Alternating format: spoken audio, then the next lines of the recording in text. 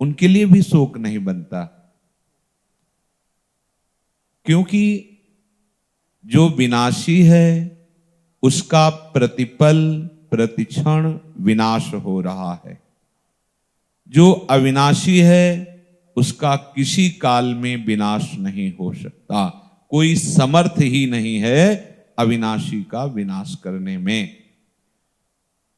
तो जो हमारा स्वरूप है, मैं है, वो अविनाशी है। इस मैं का आरोप जो देह संबंधियों और देह संबंधी भोगों में कर लिया है, ये सब विनाशी है, इसका विनाश होगा निश्चित। तो जो विवेकी जन हैं वो किसी भी स्थिति में शोक में नहीं डूबते। विवेक के द्वारा ये देखते हैं कि जो सत है, अविनाशी है, उसका कभी भी अभाव नहीं है। जो असत है, विनाशी है, वो वर्तमान में भी है नहीं पर दिखता है। प्रभु कह रहे हैं कि ये मैं, तुम, ये राजा लोग ऐसा सोचते हो कि ये पहले नहीं थे, बाद में नहीं रहेंगे, ऐसा नहीं है। क्योंकि जो आत्मा है, जो मैं है, जिसने शरीर को स्वीकार किया है, जो शरीर का दृष्टा है, वो अविनाशी है। अनेक युग बदल गए, उसमें कोई फर्क नहीं पड़ा। जो मैं है, जो आत्मा है, जो वास्तविक मेरा स्वरूप है, भ्रम से हमने इन तीन शरीरों में आसक्ति कर ली है। एक स्थूल शरीर जो आप जागृत अवस्था में देखते हैं, और एक सूक्ष्म शरीर जिसका अनुभव स्वप्नावस्था में होता है। जब स्थूल शरीर पड़ा हुआ है निश्चेष्ट, तब भी चेष्टाएं होती हैं उस सूक्ष्म शरीर में, जो स्वप्न में देखने को मिलता है कि हम स्वप्न में ठीक वैसे ही सब व्यवहार करते नजर आते हैं, दुख सुख का, लाभ हानि का, जैसे हम जागृत में करते हैं। तो जागृत अवस्था का शरीर लेटा हुआ है, पर चेष्टाएं वो सब हो रही हैं, वो सूक्ष्म शरीर का है। और जो सुषुप्ति के बाद भी अनुभव होता है, मैं, ऐसा स्वभाव, ऐसी क्रिया, ऐसा, वो कारण शरीर है। तो मैं स्वभाव नहीं हूं, मेरा स्वभाव है। मैं स्वप्न नहीं हूं, मैंने स्वप्न को देखा है। मैं शरीर नहीं हूं, मेरा शरीर है। ये तो सब कोई देख रहा है इस बात को, पर वो अज्ञान के कारण मैं ही मान बैठा है। तो ये तीन शरीरों का स्वीकृति पूर्वक मैं में भाव आ जाना, यही बंधन है। स्वरूप में जो मेरा स्वरूप है, ये समझना होगा किसी भी मार्ग का पथिक हो। नहीं तो इसी देह भाव में लगा रहेगा, क्रियाएं होती रहेंगी, परिणाम देह आसक्ति, देह भोग, देह संबंध, तो बात बनेगी नहीं।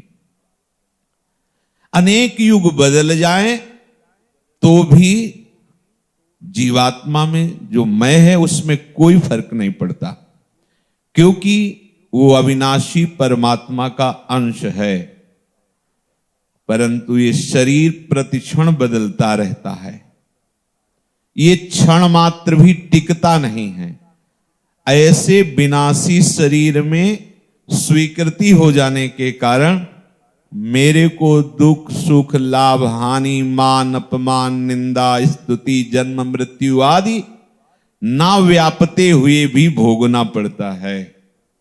ना व्यापते हुए भी इनका कोई भी प्रभाव मैं में नहीं है। जो परमात्मा अंश, परमात्मा स्वरूप है, वो मैं हूं। प्रभु का जो अंश मैं स्फुरित हो रहा है, उसमें इनका प्रभाव नहीं, पर उस मैंने इसे स्वीकार कर रखा है। प्रभु कह रहे हैं, देहिनोस्मिन् यथा देहे कौमारम यौवनम जरा तथा देहांतर प्राप्तिर धीरस्तत्र न मुह्यति। हे अर्जुन, देहधारी के इस मनुष्य शरीर में, देहधारी जिसने देह को स्वीकार किया है उसे शरीरी कहा जाता है। जैसे रिक्शा को स्वीकार करने से उसे बोलो ए रिक्शा, वो खड़ा हो गया। पर रिक्शा एक अलग वस्तु है, वो एक अलग है, पर स्वीकृति होने के कारण वो वहां खड़ा हो जाता है और आपसे बात करने लगता है। वही कुछ दिन में रिक्शा छोड़कर टैक्सी ले ले तो ए टैक्सी, वो खड़ा हो जाएगा, क्योंकि उसने स्वीकृति कर ली। अब उससे रिक्शा बोलो तो नहीं खड़ा होगा। ये यद्यपि ना रिक्शा है न टैक्सी है, पर स्वीकार करने के कारण वो अपने में आरोपित कर लेता है। यद्यपि टैक्सी वाला बोले तो कुछ समझ में आए, पर सीधे टैक्सी तो वो रुक जाएगा।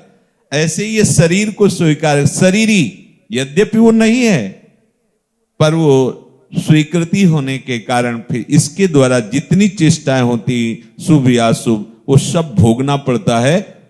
यद्यपि उस अवस्था में भी वो निर्लेप है, पर स्वीकृति होने के कारण ऐसा लगता है उसको कि ये मान है, ये अपमान है, ये दुख है, ये सुख है, ये निंदा है, ये स्तुति है, ये जय है, ये पराजय है, ये लाभ है, ये हानि है, जन्म है, ये मृत्यु है।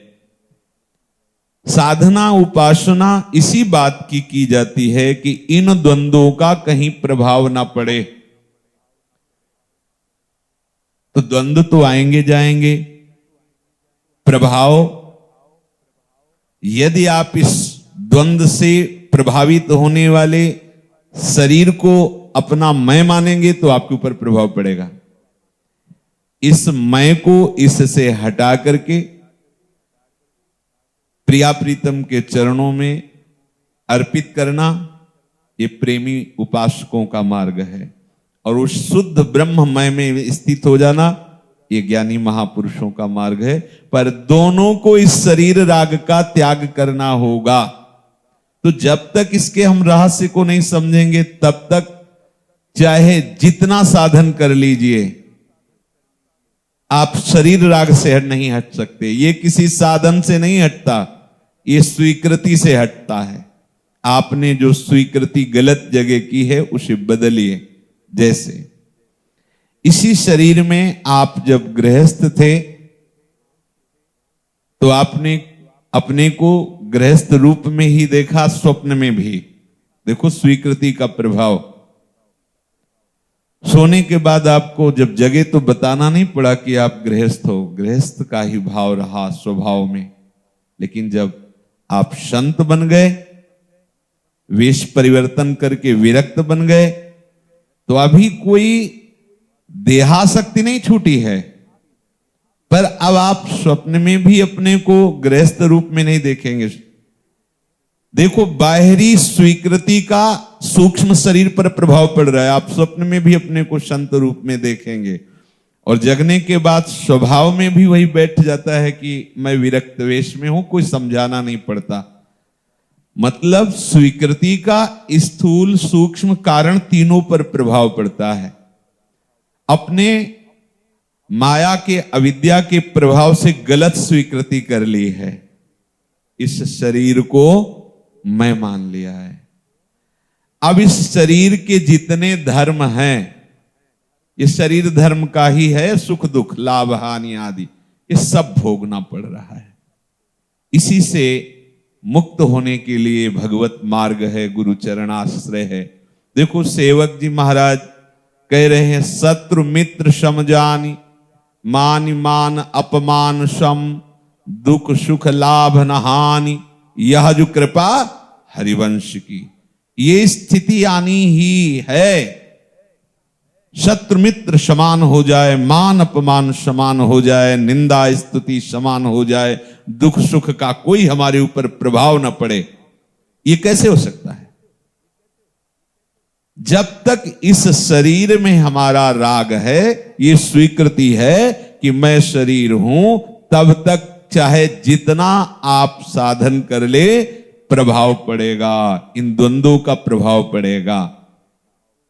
अब जब द्वंद्वों का प्रभाव आपके अंदर पड़ रहा है तो आप फिर शोकित होते हैं, चिंतित होते हैं, क्लेशित होते हैं, नाना प्रकार के अंदर भाव कुभावों का बाजार लग जाता है। यही है भवजाल, यही है माया चक्र, इसी से मुक्त होना है।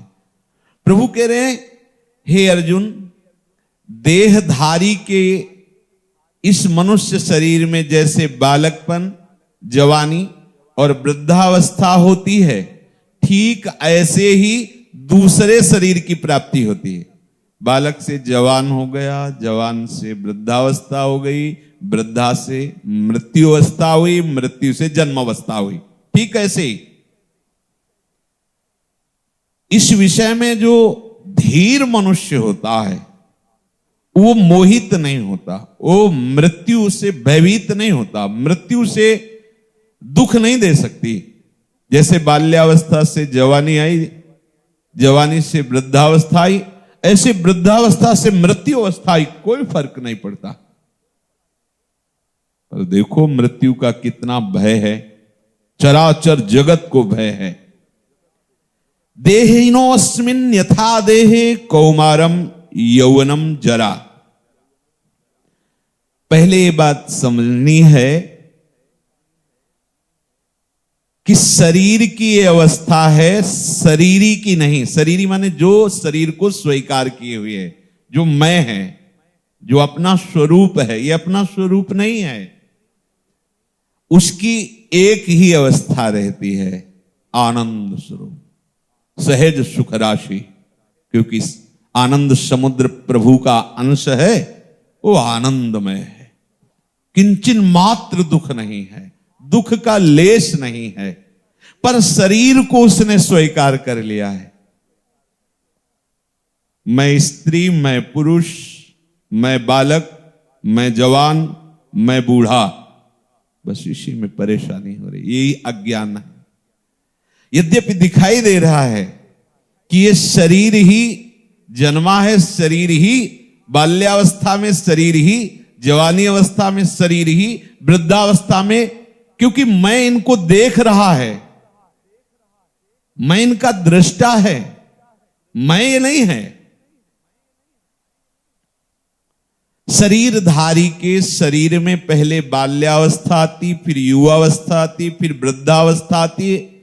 तात्पर्य यह हुआ कि शरीर में कभी एक रस स्थिति नहीं रहती, ये प्रतिक्षण निरंतर परिवर्तन होता रहता। तुम्हें दिखाई नहीं दे रहा ज्ञान के कारण, ये प्रतिक्षण बदल रहा है।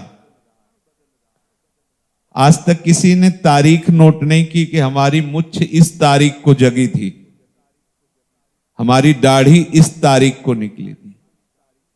प्रतिपल बदल रहा है।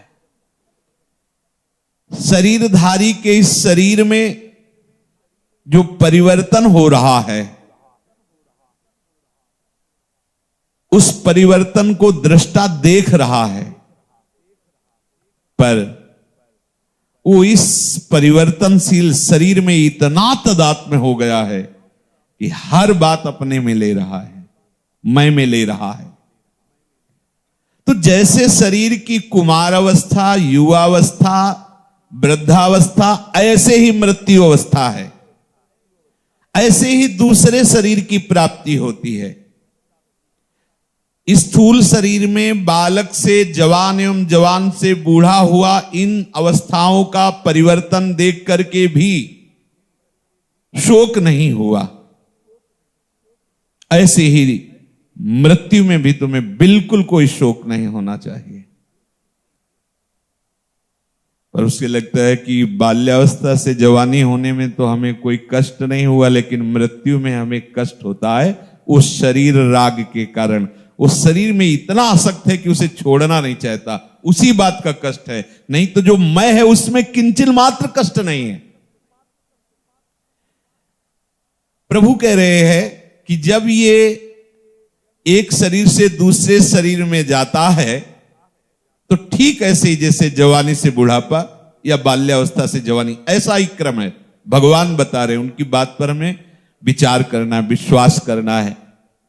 ऐसे ही शोक नहीं करना चाहिए मृत्यु का भी। स्थूल शरीर के रहते रहते कुमार युवा आदि अवस्थाएं होती हैं, ऐसे सूक्ष्म और कारण शरीर के रहते रहते देहांतर की प्राप्ति होती है। स्थूल शरीर यहीं छूट जाता है। बोले जब शरीर छूट गया तो कौन कष्ट भोगता है? शरीर तो यहीं छूट गया, जो दुख सुख का भोगता था। शरीर दुख सुख का भोगता नहीं, शरीर तो जड़ वस्तु है। सूक्ष्म शरीर सुख दुख का भोगता है। ध्यान करना, जैसे ये हाथ है, हम ऐसे काट रहे हैं तो त्वगेंद्री को कष्ट हो रहा है। त्वचा को स्पर्श करने से त्वगेंद्री अनुभव करा रही है बुद्धि को कि देखो देखो यहां दर्द हो रहा है। और अगर बुद्धि को बेहोश कर दिया जाए तो इस त्वगेंद्री को काट दो, उसे कोई फर्क नहीं पड़ता। तो ये त्वगेंद्री दुख सुख का अनुभव कराने वाली, जहां से चेतना मिलती वहां से लुप्त कर दिया जाए तो इसको कोई कष्ट नहीं होता। अर्थात मुख्य हुआ सूक्ष्म शरीर, वही दुख सुख का अनुभव कराता है। तो जब शरीर यहां छूट गया, जैसे स्वप्न में तुम्हारे को कोई काट रहा है तो वैसे ही कष्ट होगा जैसे स्थूल में काटने से कष्ट होता है। पर जब आप जगेंगे तो आपको दिखाई देगा कि नहीं नहीं, वो कष्ट तो केवल स्वप्न मात्र था। समझ रहे ना? स्थूल में जो शरीर आपका शैया में स्वस्थ पड़ा हुआ है, उसका उस समय स्वप्नावस्था में राग नहीं दिखाई दे रहा, पर शरीर की सारी सुख दुख की अनुभूति हो रही। वो आराम से एसी रूम में शैया में पड़ा है, पर वो स्वप्न में देख रहा है कि अमुक अमुक अमुक कष्ट मिल रहे हैं या सुख मिल रहे हैं। तो वो सुख दुख का अनुभव स्थूल से नहीं हो रहा, वो सूक्ष्म से हो रहा है। आप ध्यान से देखिए, तो जो हमारा शरीर स्थूल छूटा तो सूक्ष्म का पूरा स्वभाव सहित वो कर्म के अनुसार दूसरे शरीर को स्वीकार कर लिया, और जहां दूसरे शरीर में गया वहां स्वीकृति कर ली, मैं अमुक हूं। जैसे बालक था तो मैं बालक, जवान हुआ तो मैं जवान, ऐसे ही दूसरे शरीर को स्वीकार, बिल्कुल ऐसे ही। आपको किंचन मात्र क्लेश नहीं है, ना बाल्यावस्था से यौवन अवस्था आने में, ना यौवन अवस्था से वृद्धावस्था आने में, ना वृद्धावस्था से मृत्यु अवस्था आने में। जैसे भक्तजन कहते हैं, मरने से सब जग डरा, मेरू मन आनंद, कब मरी हो कब भेटी हो पूरन परमानंद, कब शरीर छूटे और परमानंद प्रभु से मिल जाऊं जाके। किंचन मात्र जो कहा गया, जन्मत मरत दुसाह दुख होई, वो केवल शरीर राग के कारण है। जैसे अभी अपने को कोई सूचना मिले कि अमुक जगह मकान ढहने से पूरा परिवार मर गया, आपको बिल्कुल ऐसा कोई व्यथित करने वाला कष्ट नहीं होगा, और ये जरूर कष्ट होगा कि सत्संग सुनने में तुमने विघ्न पहुंचा दिया। अगर ये बता दिया जाए कि उसमें आपका अमुक रिश्तेदार था, अब आपको व्यथा होगी। तो पहले भी लोग मरे उसमें, पर आपको व्यथा नहीं हुई। अब जब आपको यह पता चला कि आपका अमुक संबंधी था, अब आपको व्यथा हो गई। क्यों? क्योंकि उनसे आपने संबंध स्वीकार किया है। ठीक ऐसे ही इस शरीर से है। इस शरीर से इतना संबंध हमारा स्वीकृत हो गया कि मैंने इसे मैं ही मान लिया। अब जब दूसरा शरीर प्राप्ति का संयोग आता है इस शरीर को छोड़ करके, तो इसमें अत्यंत राग होने के कारण दुसाह दुख होता है। नहीं तो जैसे बाल्यावस्था से जवानी, ऐसे ही वृद्धावस्था से मृत्यु। जैसे हमें कोई कष्ट नहीं होता, ऐसे कोई कष्ट हमें कभी हो ही नहीं सकता, जो हमारा स्वरूप है। बस ये बात समझने के लिए ही हम वैराग्य धारण किए हैं। इस बात को समझ गए तो चाहे दास भाव से सेवा करो, चाहे सख्य भाव से साथ खेलो, चाहे वात्सल्य भाव से उस आत्मस्वरूप प्रभु का दुलार करो, चाहे गोपी कांता भाव से, सहचरी भाव, किसी भी भाव से, क्योंकि अब आपका देह राग नष्ट हो गया। जब तक देह राग है तब तक आप इन भाव देश के रस को समझ ही नहीं सकते। प्रवचन कर सकते हो, दूसरों को समझा सकते हो, लेकिन देहाभिमानी कभी भाव देश में प्रवेश नहीं करता। जब तक देह भाव है तब तक प्रेम रस केवल वार्ता है। बातन प्रीति न होए सखीरी, वो आंतरिक जो प्रीति का उदय होता है वो देह राग छोड़ने। तभी तो कहा दूरादपास स्वजनान सुखमर्थ कोटि सर्वेषु साधन वरेश चिरम निराशा। तो अब विचार ये करना है कि स्थूल शरीर के रहते रहते कुमार आदि अवस्थाओं का परिवर्तन होता है तो हमें कोई कष्ट नहीं होता। हम किसी की मृत्यु देखकर या अपनी मृत्यु का अवसर आने पर भयभीत हो जाते हैं। इस भय को जब तक हम मिटाएंगे नहीं तब तक हमारी शरणागति पुष्ट नहीं होगी। शरणागति का पहला लक्षण निर्भय, कहीं कोई भय नहीं।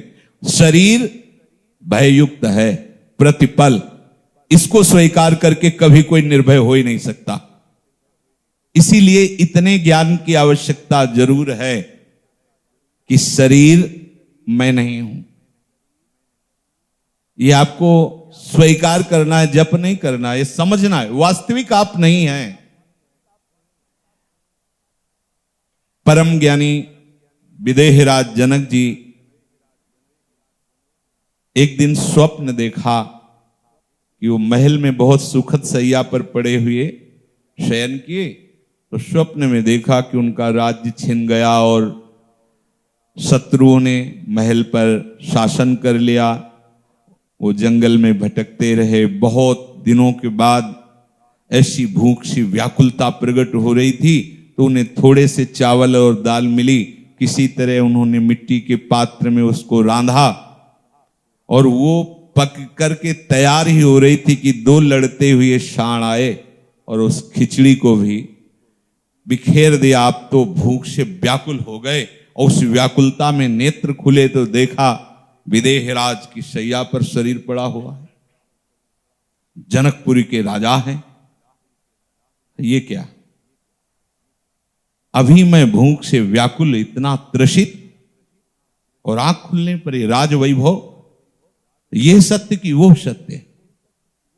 सभा में बड़े बड़े विद्वान महात्मा जन भी बैठते थे। विदेहराज की सभा, प्रश्न जाके किया, ये सत्य की वो सत्य।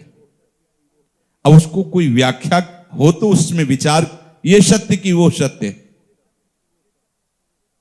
कोई उत्तर सही नहीं दे पाया। अभी बाल्यावस्था से किशोर अवस्था में प्रवेश कर रहे थे अष्टावक्र जी, परम ज्ञानी। गर्भ में ही इनके अंदर इतना ज्ञान था कि अपने पिता को उपदेश कर दिया। कहोड ऋषि इनके पिता थे, बड़े ही वेदज्ञ। तो वेद की ऋचा का गान कर रहे थे, जरा सी चूक हो गई तो आवाज आई कि इस ऋचा को सुधारो, और स्वयं उच्चारण करके बताया। तो पत्नी की तरफ देखकर कहा, ये कहां से आवाज आई? तो उनका गर्भ से। बोले इतना टेढ़ा है कि गर्भ से ही हमें उपदेश कर रहा है, जा अष्टवक्र हो जा। पहले यहां नाक में रहता था क्योंकि तप के धनी होते थे, तो ये पैदा ही हुए 8 जगह से टेढ़े। उन प्रश्न का उत्तर देने वाले ऋषियों में कहोड ऋषि भी थे। जो कोई प्रश्न का उत्तर ना देता उससे सारी व्यवस्था दी जाती थी, पर आप महल से बाहर नहीं जा सकते। ये जनक जी की प्रार्थना थी। तो एक तरह से नजर कैद। तो अष्टावक्र जी ने मां से पूछा कि हमारे साथ क्रीड़ा करने वाले ब्रह्म ऋषि बालक कहते हैं कि तू इतना ही प्रवीण है तो अपने पिता को क्यों नहीं मुक्त करा लेता? तो मेरे पिता को किसने बंदी बना रखा है? तो उनका बंदी नहीं, पूर्ण उनकी सेवा होती, पर वो महल में ही रहेंगे जब तक उत्तर नहीं मिलेगा। क्या उत्तर? मैं देता हूं जाके। उनका नहीं, पति का वियोग तो किसी भी तरह सह रही हूं, लेकिन आपके जाने से शायद मैं सह ना पाऊं, क्योंकि तुम ही एक हमारे ऐसे पुत्र हो। उनका आप निश्चिंत रहिए। सभा में गए तो किसी के 1-2 झटके लगते हों तो एक आश्चर्यजनक लगता है ना, चलने की प्रक्रिया में तो स्वाभाविक हंसी आ जाती है। 8 जगह से टेढ़े थे तो चलना कैसा होगा। जब ये सभा में प्रवेश किए तो लगभग सबने हंस दिया। तो इन्होंने कहा, मैंने तो सुना था विदेहराज जनक की सभा ज्ञानियों की होती, यहां तो सब अज्ञानी ही नजर आ रहे हैं, जो चमड़े की पहचान और हड्डी की पहचान करने वाले हैं। जनक जी ने कहा, ऋषि बालक, आप ऐसा हमारी सभा को संबोधन नहीं कर सकते, यहां सब ज्ञान विज्ञान संपन्न लोग बैठते हैं। बोले, आप सब हंसे किसको देख के? बोले, आपकी चाल को देखकर। चाल किसमें है? शरीर में। शरीर किससे बना है? चमड़े से, मांस से, हड्डियों से। ये ज्ञानियों की सभा है? जो चमड़े को देखे, मांस को देखे, हड्डी को देखे, उसकी क्रिया को देखे, वो ज्ञानी होता है। तो आप चुप। हाँ, क्या प्रश्न है तेरा जनक? बालक है, ब्रह्म ऋषियों का ये तपोबल है। क्या है तेरा प्रश्न? उनका ये सत्य कि वो सत्य? बोले, ना ये सत्य ना वो सत्य। जब तू जागृत में था तब स्वप्नावस्था असत्य प्रतीत हुई, जब तू स्वप्नावस्था में था तब जागृत अवस्था का महत्व नहीं। जो एक क्षण में अपना महत्व खो दे वो सत्य कैसे हो सकता है? सत्य का कभी अभाव नहीं होता, सत्य सदैव विद्यमान रहता है। उसी समय उतर कर उनको गुरुदेव के पद पर विराजमान किया। विदेहराज जनक जी के गुरु अष्टावक्र जी हैं। स्थूल शरीर, सूक्ष्म शरीर और कारण शरीर। स्थूल शरीर ये जो 5 भौतिक देख रहे हैं, कारण शरीर जो 5 ज्ञानेंद्रिया और अंतःकरण आदि, सूक्ष्म शरीर और कारण शरीर त्रिगुणात्मिका प्रकृति का स्वभाव। इन तीनों को स्वीकृति करने के कारण हमारा ये जन्म मरण ये दुर्दशा है। धीरस्तत्र न मुह्यति, धीर वही है जिसको ये बोध हो गया है कि मैं ये शरीर नहीं हूं। तो 5 भूले देश शुद्ध, किसी भी मार्ग में इस राग को मिटाना होगा। और प्रभु बड़ी कृपा करते हैं जब हमें शरीर राग से मिटाने का अवसर देते हैं। कोई हमें गाली दे, कोई अपमान करे, कोई, तो हमें विचार करना है कि ये मेरे लिए नहीं, ये शरीर के लिए। और शरीर निंदनीय है। कोई इसे सम्मान दे तो भी कोई महत्व नहीं, कोई इसे अपमान करे तो भी महत्व नहीं। जब पूज्यपाद सिउड़िया बाबा जी महाराज ने कहा कि तुम्हारी भाषा में कोई तुम्हारी निंदा करे और तुम्हें बिल्कुल ऐसे फर्क न पड़े जैसे कोई विदेशी भाषा जिसे आप नहीं जानते उस भाषा में आपकी निंदा करे, तो आपको कोई फर्क नहीं पड़ेगा, क्योंकि आप जानते नहीं। जब आपकी भाषा में आपकी कोई निंदा करे और आप मुस्कुरा कर उसे सह जाए तो समझो आपका बोध हो रहा है, आपका ज्ञान प्रकाशित हो रहा है। धृति धैर्यवान पुरुष उसे ही कहा जाता है जो इन 2 के वेगों को सह जाए, वही मृत्यु के वेग को सह पाएगा। ध्यान रखना, प्रभु कह रहे धीरस्तत्र न मुह्यति, धैर्यवान पुरुष कभी विचलित नहीं होता। तो इन 2 को जो धैर्य से धारण कर लिया है वही मृत्यु के अवसर पर भी मोहित नहीं होगा, मुस्कुराकर प्राण छोड़ेगा। पहला रसेंद्री, दूसरा जनेंद्री। जो इन 2 के वेग को सह गया वो निश्चित मृत्यु के वेग के सहने की योग्यता प्राप्त कर लेगा। रसेंद्री को जिसने वश में कर लिया वो जनेंद्री को वश में कर लेता है। जो रसेंद्री को वश में नहीं कर पाया वो बकवास चाहे करे, जनेंद्री को वश में नहीं कर सकता।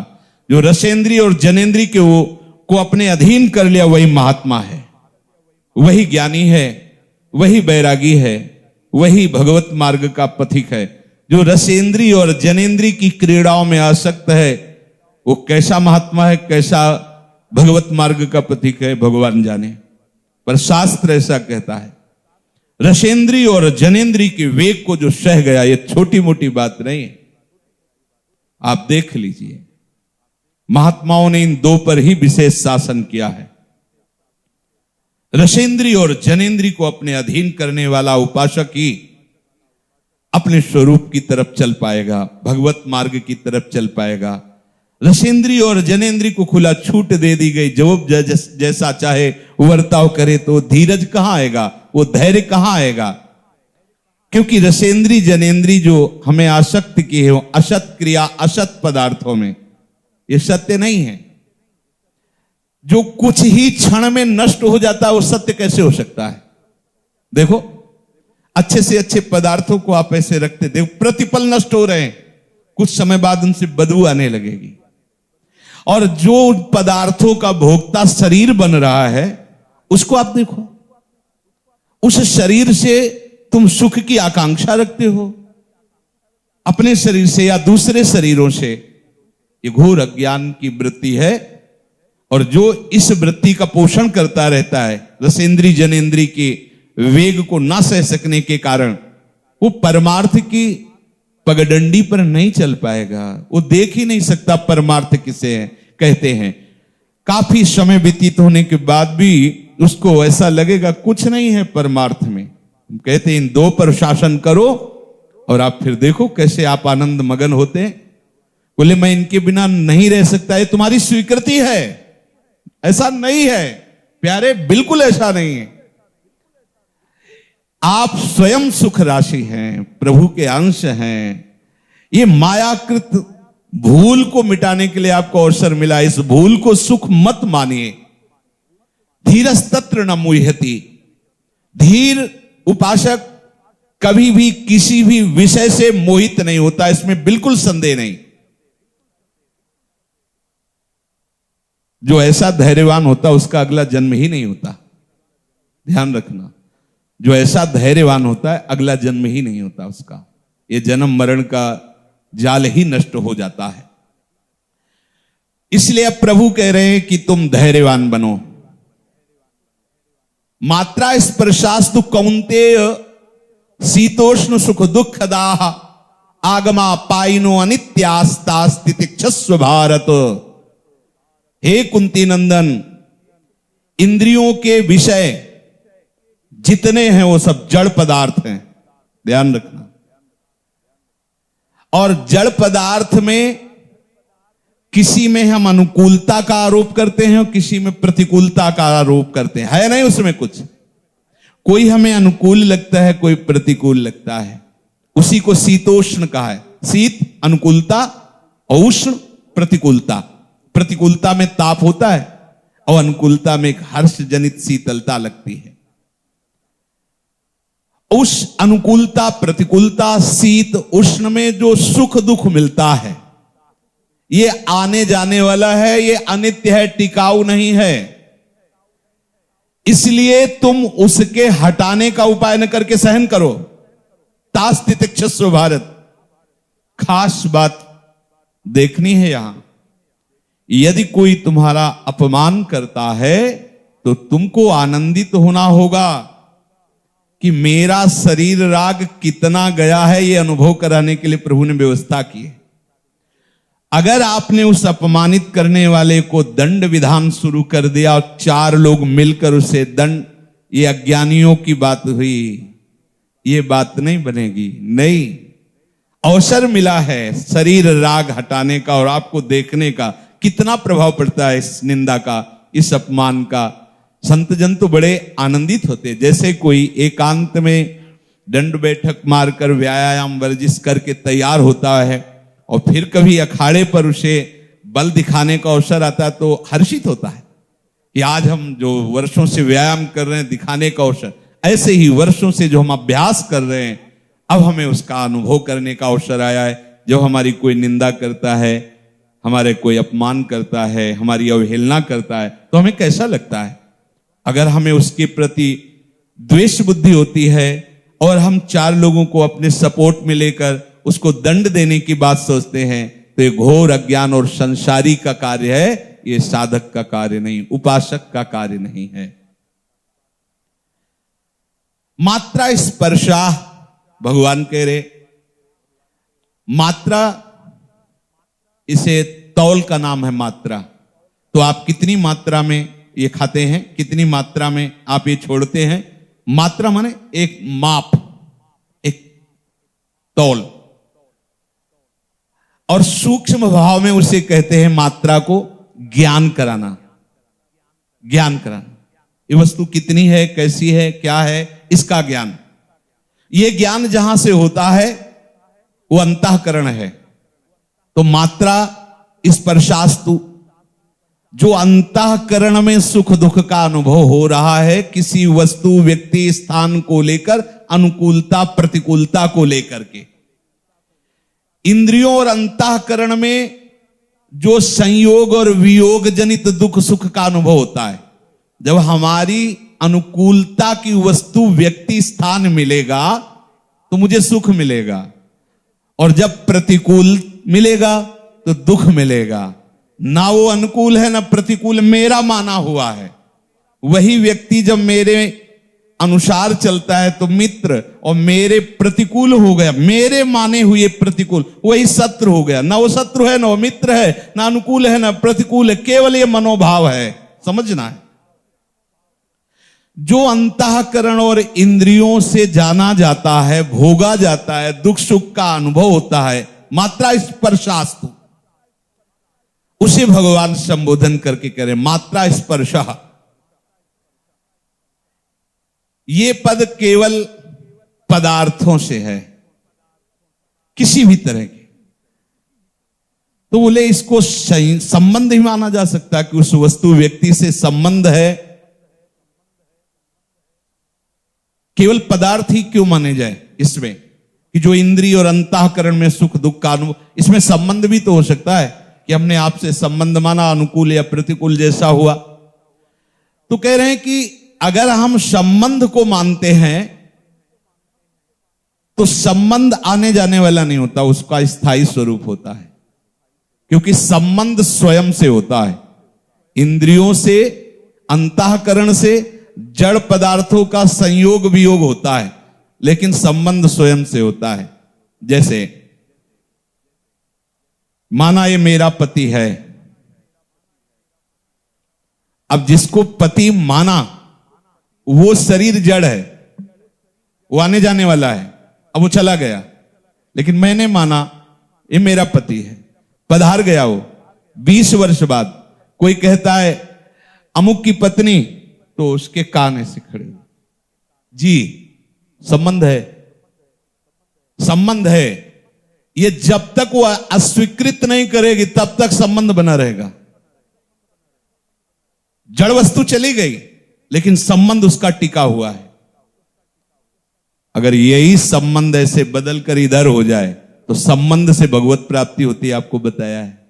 संबंध से, जैसे चीख चीख के कहते हैं हमारे माई श्यामाजू को राज, आप केवल स्वीकार करें, पर केवल स्वीकार करें। ये देखो किसी भी महापुरुष को देखो, ऐसा संबंध स्वीकृत हुआ, दूसरों न कोई, मेरे तो गिरधर गोपाल, दूसरों न कोई।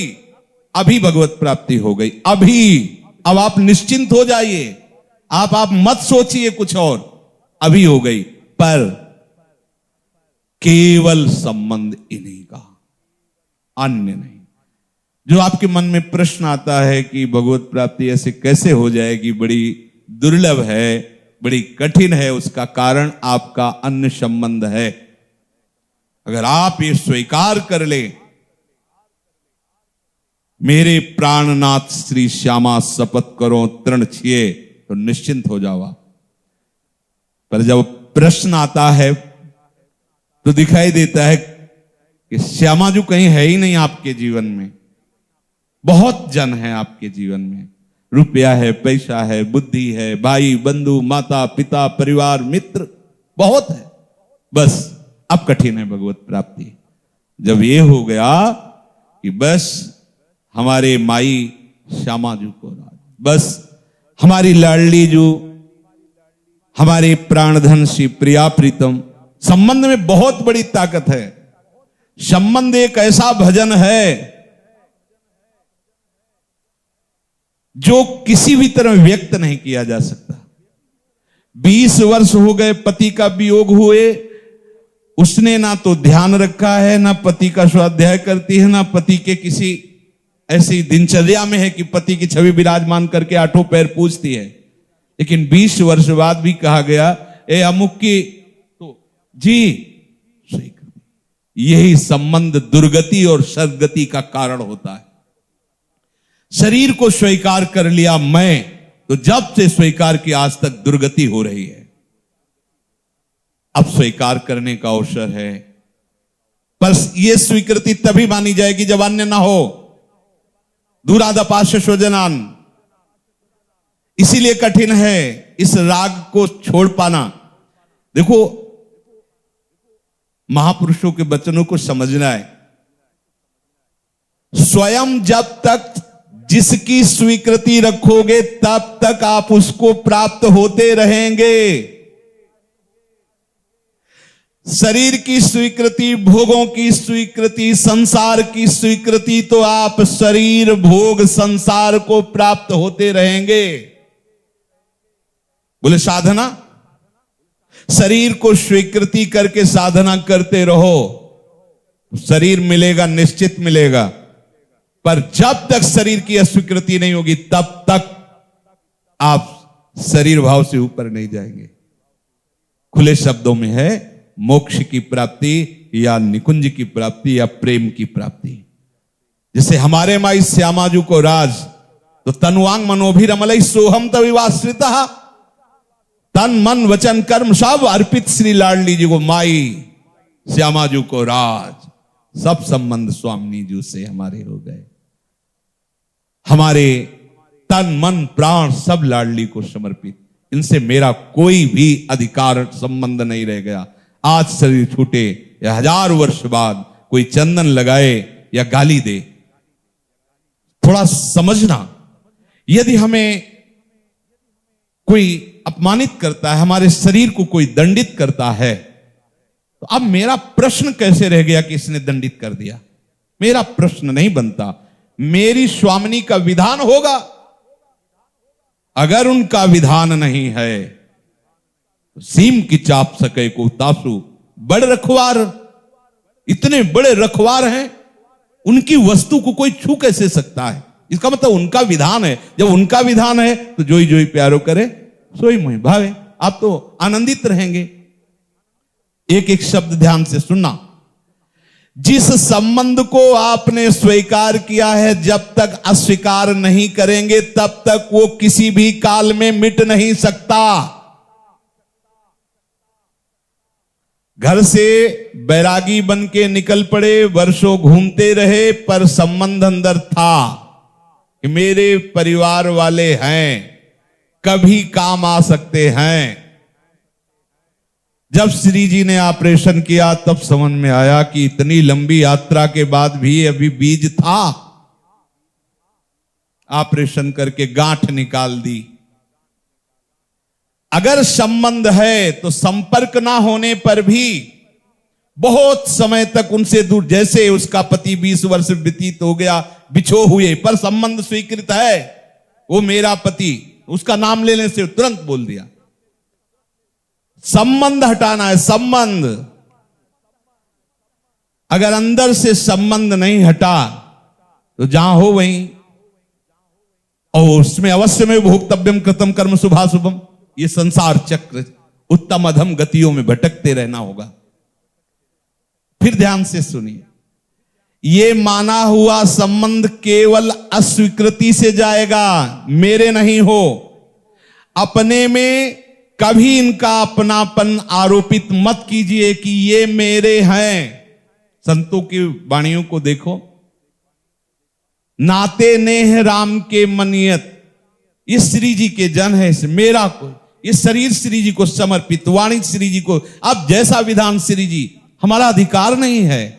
अपनी वस्तु को जैसे चाहे तैसे बर्ताव करें, मेरा उसमें अधिकार क्या है? पर हम लोग नाटक करते हैं समर्पण का। पर बलिहारी है प्यारी जू और प्यारे जू के जनों की, क्यों हमारे नाटक को भी सत्य में बदल देते हैं। जो कोई भक्ति करे कपट से उसको भी अपनाऊं, साम दाम और दंड भेद से सीधे रास्ते लाऊं, नकली से बनाऊं असली, भगत मेरी मुकुटमणि। अपने सत स्वरूप में कभी कोई संबंध हुआ नहीं, है नहीं और होगा नहीं, जो हमारा स्वरूप है। स्वीकृति कर लेने मात्र से हमारी दुर्गति हो रही, और ये केवल अस्वीकृति से ही जाएगा। चाहे जितनी तपस्या कर लो, कष्ट सह लो, व्रत रह लो, चाहे जितना कठिन से कठिन साधन कर लो, वो संबंध बना रहेगा। ध्यान दीजिए महापुरुषों के वचन, ये केवल अस्वीकृति से जाएगा। नहीं हो हमारे, तुम नहीं हो, ये शरीर मेरा नहीं है, शरीर के संबंधी मेरे नहीं है, ये जितनी भी भोग विलासता ये इंद्रियों की है। रसेंद्रिय अपना भोग चाहती, नेतेंद्रिय अपना चाहती, और मैं इनके भोगों की बार बार पेशगी में अपने को स्वीकृत करके मैं भोगता हूं, मैं करता हूं, फंसता चला जा रहा हूं। नहीं नहीं, ये मेरी मांग नहीं। भूख लग रही, प्राणों को लग रही, प्यास लग रही, प्राणों को लग रही है। हर इस विषय को समझना होगा, नहीं तो ये संबंध स्वीकृति ने 50 वर्ष अवस्था हो जाती है। बोले मैं 50 वर्ष से रस उपासना में हूं, लेकिन मैं पुरुष हूं, स्त्री संसर्ग की आकांक्षा नहीं जाएगी। मैं स्त्री हूं, पुरुष संसर्ग की आकांक्षा नहीं जाएगी। मान होने पर हर्षित हो गए, अपमान होने पर दुखित हो गए। क्या हुआ 50 वर्ष रहते? इस शरीर के भोग, शरीर संबंधी, इनको अस्वीकृत करना होगा आपको। अगर आपने ये ठान रखा है कि बहुत काल तक साधना करते करते ऐसा हो जाएगा, तो नहीं होगा। पता है मैं ब्राह्मण हूं, मैं तपस्वी हूं, मैं मौनी हूं, मैं फलाहारी हूं, ये सब जड़ को लेके बातचीत हो रही, ये सब जड़ को लेके बातचीत हो रही। मैंने भारत भ्रमण किया, ये सब जड़ को लेके हो रही, स्वरूप के लिए, स्वरूप की बात नहीं। ये सब अभिमान को पुष्ट करने वाली बात समझना होगा। बहुत बहुत वर्षों तक साधना करने पर जड़ता का संबंध नहीं त्याग पाते अपने लोग। पता है, इतना सब वैभव छोड़ के आ रहे हैं, तुम्हें पता है क्या छोड़ के? अब संबंध तो लिए डोल रहे हो उसका। अरे जड़ वस्तु का त्याग हो गया, संबंध तो लिए घूम रहे हो। संबंध जब तक अस्वीकृत नहीं करोगे, त्याग और त्याग की भावना का भी त्याग समझना हो। मल त्याग के बाद जैसे कभी कोई गर्व नहीं करता, वे आज सुबह सुबह 500 ग्राम त्याग के आए, कभी बोला कोई? ऐसे मलवत त्याग की बात कही गई है।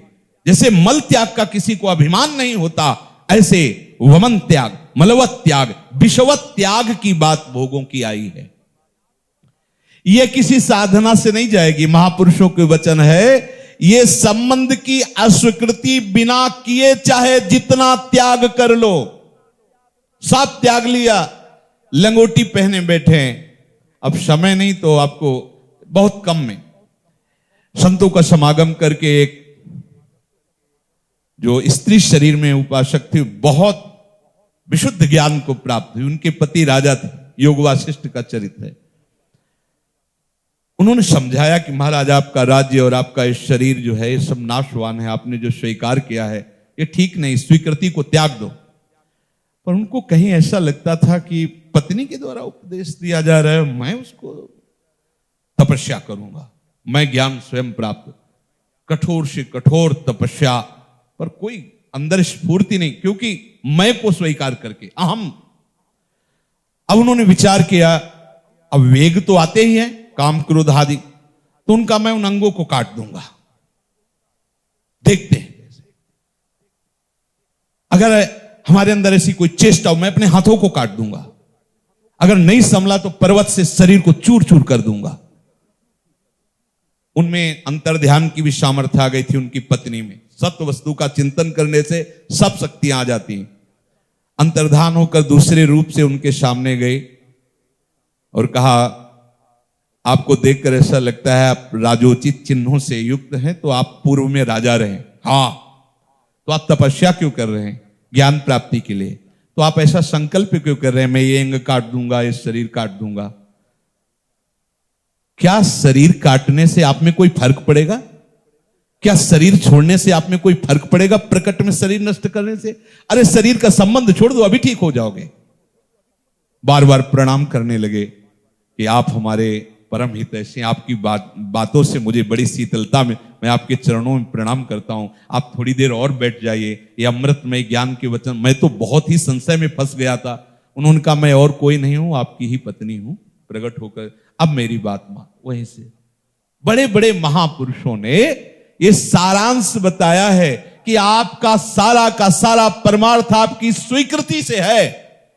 अगर आप स्वीकृति लिए शरीर की, संबंध की, भोगों की डोलेंगे तो चाहे जितने वर्ष हो जाए, चाहे जितने जन्म हो जाएं, बात तो वहीं की वहीं रहेगी। संबंध खूंटे से नाव का है, खूब खे रहे हैं लेकिन संबंध नहीं छोड़ा तो नाव वहीं रहेगी, पसीना चाहे जितना चुआते रहो, संबंध छोड़ दो प्रवाह में बह जाएगी।